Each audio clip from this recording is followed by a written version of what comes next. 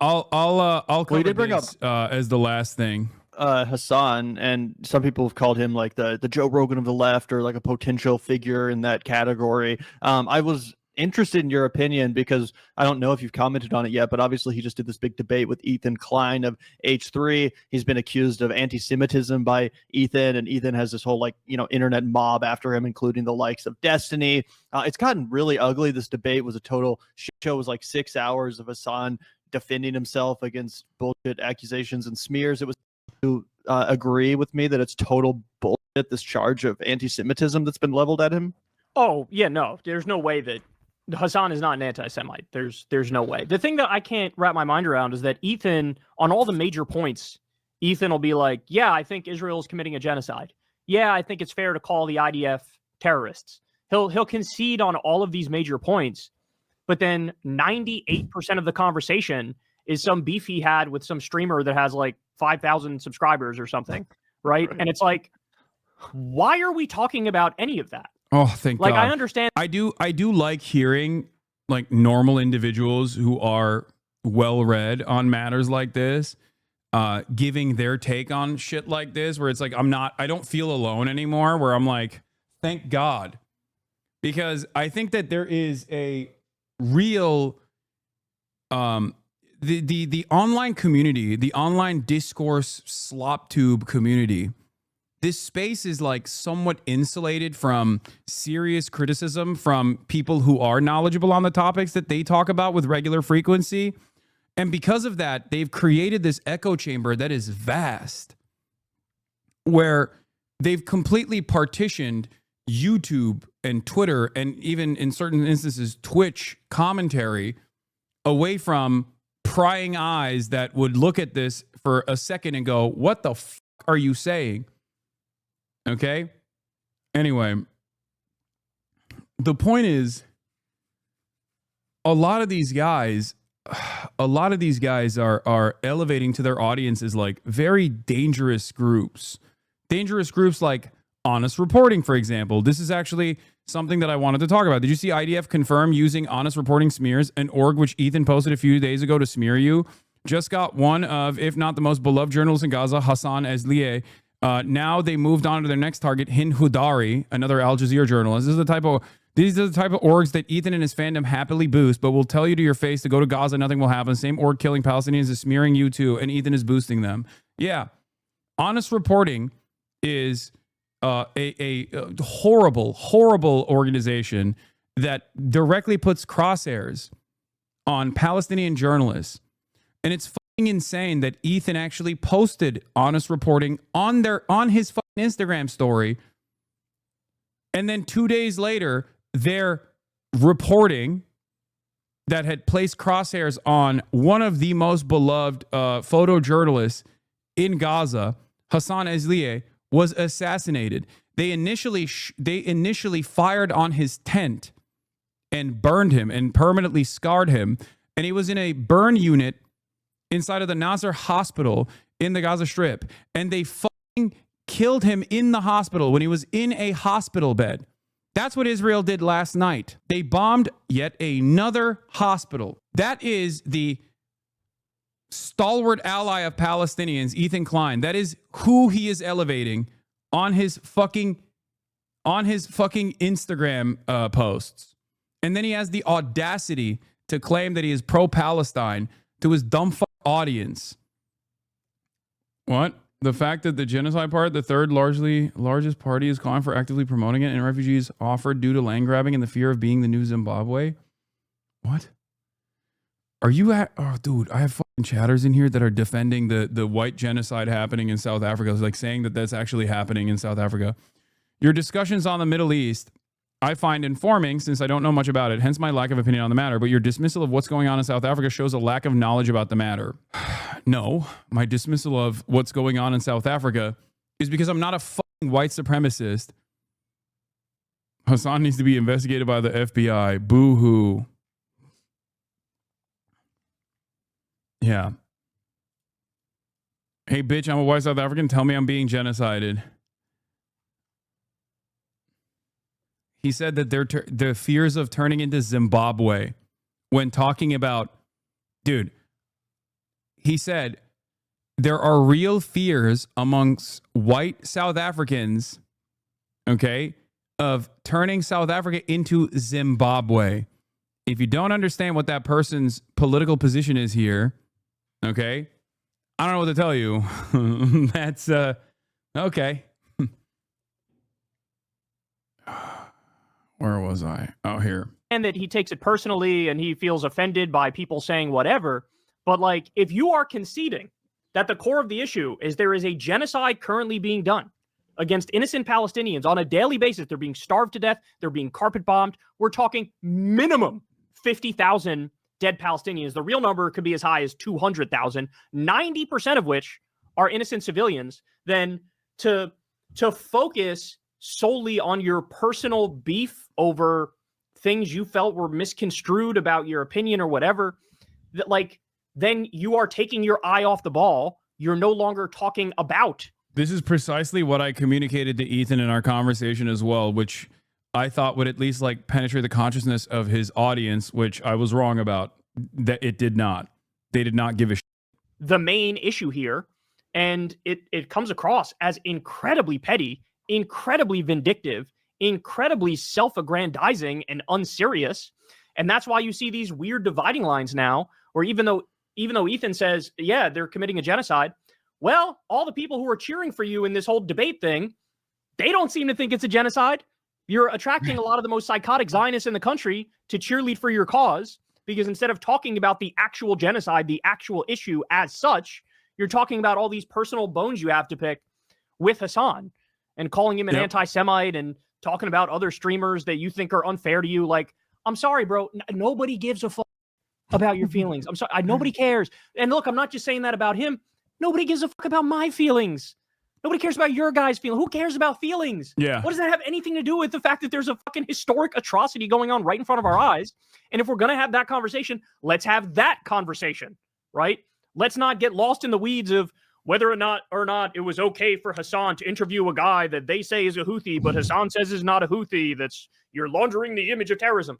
Because functionally you end up bolstering the right-wing narrative and Trumpism at a moment when they are literally rounding up pro-Palestine protesters and locking them up. So well, that's another point that I also raised with Ethan. Once again, they got lost in the sauce. Talking about those things, you're fucking missing it, and you've lost your mind. Yeah, I totally agree with that. I think it's completely beneath Hasan to entertain any of this nonsense. I think you've also genuinely liked Ethan. That's the thing, is like, they actually had a friendship. They actually did a show together. I can sympathize with Hasan's perspective that he feels like, look, the guy I knew is still somewhere in there. I'm going to try to get that guy out. I'm going to do the best I can to get to that conclusion.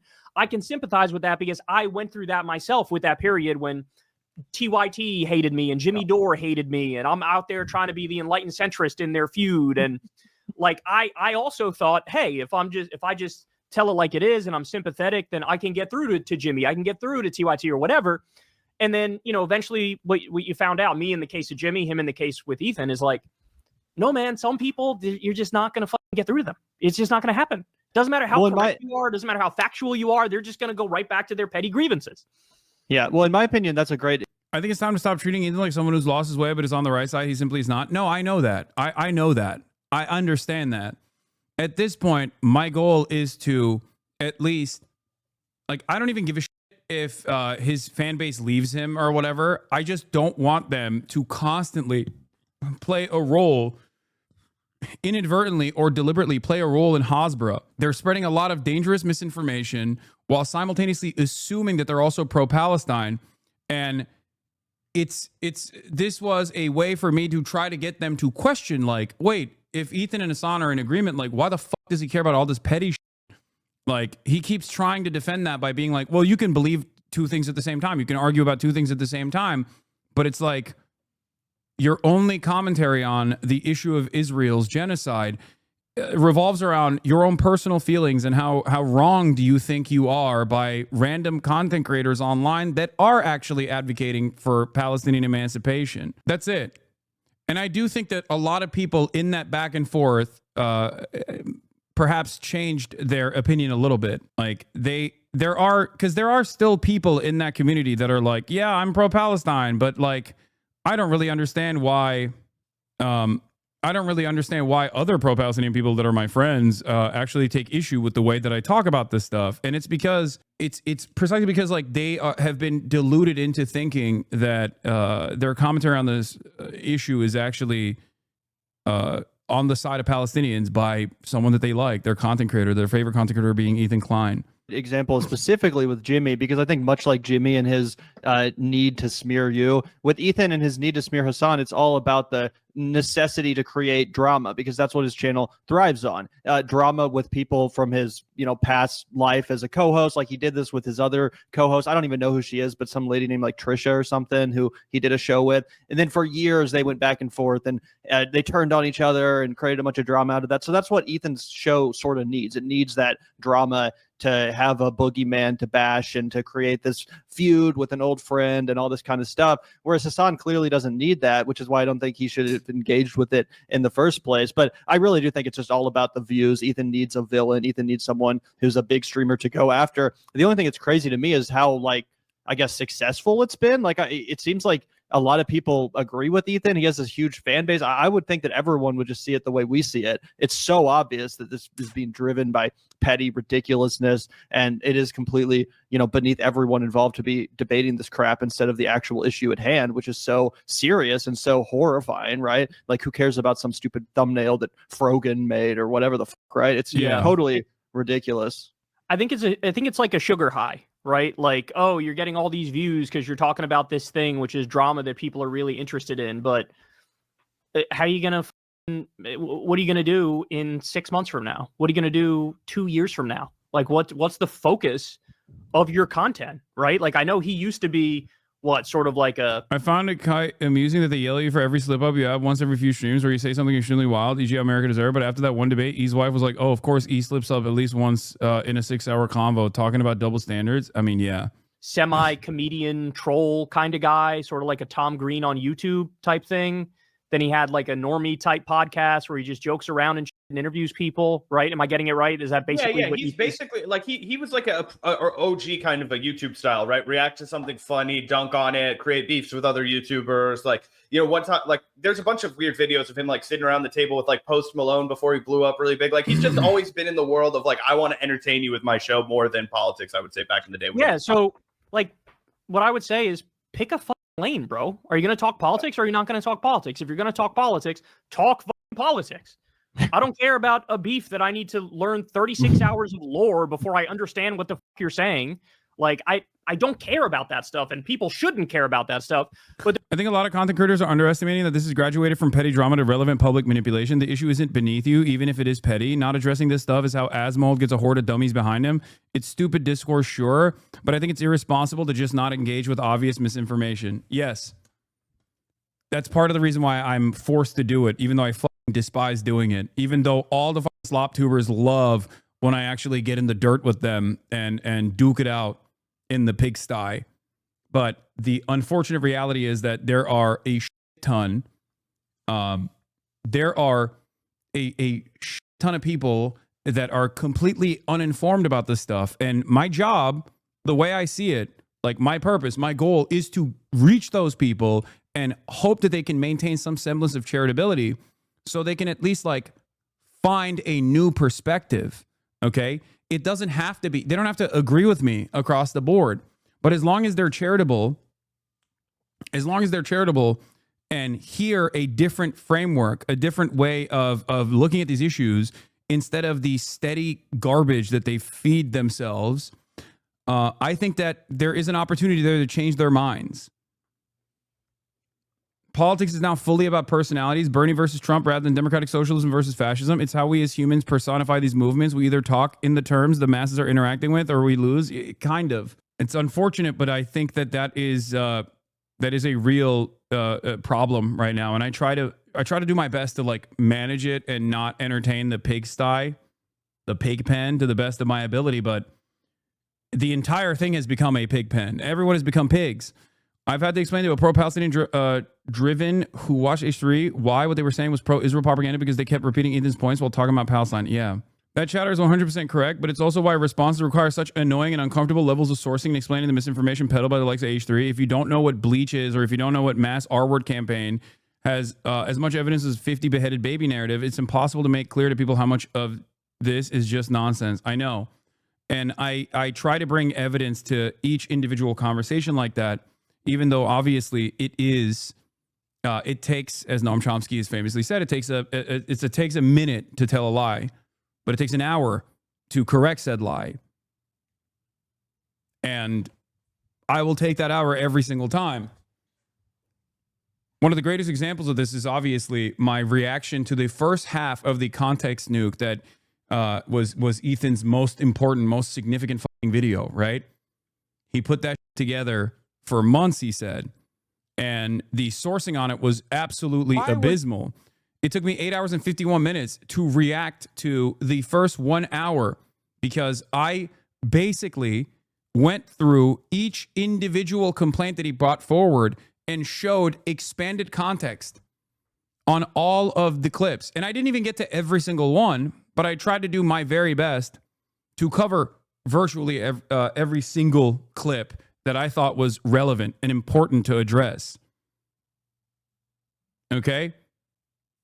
I tried to do my very best to also just fundraise for an important cause as well. Another thing that he was trying to ruin, which was fundraising for charity. Going to be real, bro. Most people do not have the emotional intelligence to understand things from a left-wing perspective. It requires they become capable of putting themselves in the shoes of oppressed people. It doesn't matter. I'm not going to fucking stop. I'm not going to stop doing that because it's too difficult, okay? This is my whole job. I'm personally burnt down on it, but I won't deny our coverage is useful, even necessary. The H3 community having actual pro-Palestinian voice is a win on their broadcast, so you and Sam being on there was and is solid. It's just hard to watch because of Ethan. Yeah. And I don't know how much... those, like, I don't know whether or not those efforts were futile or not. Okay. I don't know. But I'm sure there were plenty of people that were moved. But there's also, you know, a pretty sizable Hasan hatred community, right? I mean, That's what blows my mind. It just seems like he's so obviously the one in the right here. Well, Hasan and Destiny hate each other and have hated each other for a long time. I know Destiny's community hates Hasan. Hasan's community hates Destiny. And there's other, you know, ancillary players in the whole thing. But yeah, I mean, look, this is the downside of the internet is that sometimes people can lose their minds in the sense that the petty vindictiveness is the thing that drives them. And so they're just looking for content about the people they hate. Right. And, and it becomes really politics is ancillary to that. It's really got nothing to do with that. You know what I'm saying? And so I think that's effectively what's happening. But again, in the long term, like what the gets accomplished? Like what's going to happen? See, I stopped watching H3 after the Sam Cedar debate. Been a longtime fan of both him and you. There you go. There are people out there who have had their opinions challenged in the process. And due to people making reasonable arguments in the face of someone who is being incredibly unreasonable, like optically unreasonable and petty, given how serious the situation is, depending on the empathy that they can demonstrate, they've had their minds changed. And I think it's important. Because, like, if you don't give a fuck, if you simply see it as like putting a black square on your Instagram, right? If you look at, if your advocacy for Palestinians just revolves around saying that you're anti-genocide and that's it, but you don't actually give a fuck, you actually don't give a real fuck about the children that are being murdered on a daily fucking basis, then yeah, you can hyper focus on the drama aspect of it all. But there are still plenty of people who do actually care about this. That's why this needle has shifted so dramatically in the direction of Palestinians. Happen? What are you still going to be talking about Hasan a year from now? Are you going to be talking about Hasan 2 years from now? Or are you going to pick the political lane and cover the news and give your opinion? Or are you going to go back to doing some like semi-comedy type shit? You got to pick a lane and you got to do it. But like, even from a personal perspective, bro, like if you're engaging in this sort of shit, you got to feel horrible. Like you got to feel like shit. Like there's nothing fulfilling about arguing for 4 or 5 hours with somebody you used to be friends with about petty shit. Like, who cares? That's what Like, I'm why- saying, bro. Even as the drama channel, like I was sitting there, like this is completely pointless. This is the opposite of productive. Nothing is being accomplished here. These people are not. Your channel will fall like the Ottoman Empire did. Asmin is tired of winning. Mal-Marxism detected. Mal-Marxism detected. Okay, don't ban guys like that. That guy's funny. Not even like making amends or anything. It's just ugly. I did not enjoy it. I frankly couldn't stand watching that debate. I had to turn it off at a certain point. I had to like rage quit. It was just so uncomfortable. And again, we love drama over here. We don't shy away from that stuff at all. Yeah. But you know, to your point, it's got to serve a broader purpose, right? There's got to be some core in there that's actually about politics or policy or morality, or you know, it can't just be drama for the sake of drama or hatred for the sake of hatred. It's just that really is like the worst of people, you know? Yeah, and it seems like, you know, Hasan's kind of, you know, at least been effective in, you know, drumming up a lot of, you know, attention to these issues. And I wanted to get your perspective on the fact that he was actually detained for questioning when he got back from France. So he was in France for a few days interviewing the socialist over there for his main channel. And when he got back from Charles de Gaulle, I used to not like you and would have been a perfect candidate for Ethan to convince me completely to hate you, but his obsession was too intense, and for the constant accusations made me come to your stream to find out the truth, and then I realized your worldview was very similar to mine, and I felt duped, lol. This happens a lot more than people think. This is precisely the reason why I do what I do, for the record. Because the greatest antidote to vicious smears is for someone to take that journey, take that first step on their own. Not many people do this, but the ones who do will very quickly realize that they have been duped. Okay? That's it. You can only maintain this position if you just stay in your echo chamber and keep throwing pot shots from your echo chamber. landed in LAX, I believe. They stopped him for like 3 hours to ask him a bunch of questions about his personal politics. Now, Hasan is a U.S. citizen. I believe he was born in New Jersey, so he has every bit the rights of everyone else that would be listening to this podcast that was also born on U.S. soil, and they're still hounding him about his political beliefs, right? And he was talking about how technically, legally, he should be able to be like, hell yeah, I fuck with Hamas. Like, hell yeah, the Houthis are my boys. Like, and still be allowed admittance back into the country. But, you know, he shared that he was horrified, and he was like, yo, I'm just a peace activist. I'm a pacifist. I want, you know, the bloodshed to end. Is that something you've ever experienced as a high profile political commentator? And is that something that you're nervous about, given the fact that, you know, you have a relatively large public profile as well? This is not an actually. It's an honest question. Is what you're doing working? You've been doing this for years, and in that time, things have only gotten worse. That's not a correlation. I'm just saying that's really working here. Yes, of course it's working, because throughout that time frame, there was never. If you are aware of online communities and online spaces for political discourse, okay? If you are aware of online political communities and online discourse around politics in like 2014, 2015, when I was at the Young Turks, you would realize that there was nothing like what I do as an out and about leftist who is one of the largest content creators on the platform that I'm on currently. And yes, plenty of opinions have shifted in that time frame as well, Palestine being a very significant one. Okay, sure, but there was also nothing like Asmin. That's not true. No, as a matter of fact, there were a million Asmins. No, the only thing that's different from back then till now is the fact that there are actually some sizable leftist spaces online. Asmin Gold, not as popular in mainstream. Asmin Gold is not mainstream. He's just very popular, but very popular among extremely online people. But if you think Asmin Gold is doing something new, he is not reinventing the wheel at all. He's actually doing something that many commentary people have done, presenting themselves as like apolitical or centrist, and refusing to entertain nuance, and simultaneously and consistently engaging in thought terminating cycles and thought terminating terms. Tim Pool maintained the position that he was a liberal for years. Dave Rubin did the same. A lot of people do that, actually. It's a classic move.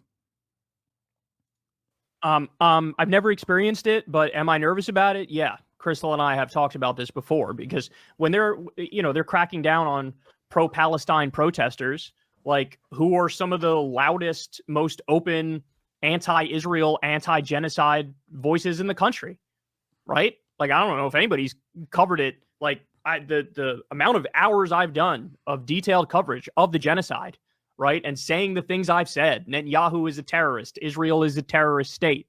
These people need to be locked up. We need to sanction, et cetera, et cetera. So, yeah, it is a concern.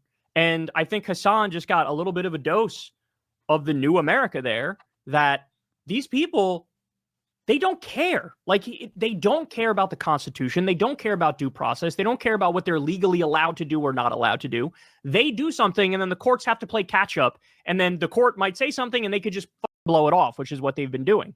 And so, yeah, I mean, in the position I'm in, and many of us are in, like, you'd be sort of crazy not to at least have the conversation about, hey, should we maybe rent a place that's not in the United States if the shit hits the fan? They've arrested judges. Now they've arrested the mayor of Newark, a Democratic politician. They've blown off a 9-0 Supreme Court ruling. We see the nightmare stories of these innocent people being locked in a gulag in El Salvador with no due process. I don't know what else they would have to do to make people sort of wake up and realize this can literally happen to any of us at any time. And so with Hasan in particular, I'm not surprised they did that. And in all seriousness, I mean, I know it sounds crazy to say this, but he should almost feel lucky that they didn't just fucking lock his ass up and deal with the consequences later. Like, if he were to be disappeared, what would happen? We get the same sort of news coverage around Kilmar Abrego Garcia, but here we are today. Kilmar still hasn't been released, and they still got him locked up. And nobody. He's not wrong, but it would be a severe escalation. It would be a severe escalation from the administration, because not only am I an American citizen born on U.S. soil, but I'm also an American citizen born on U.S. soil that has a public profile, a large public profile, which I think is the reason why the backlash would be far more intense. And I think the Trump administration knows that as well, for the record. I think they understand stuff like that.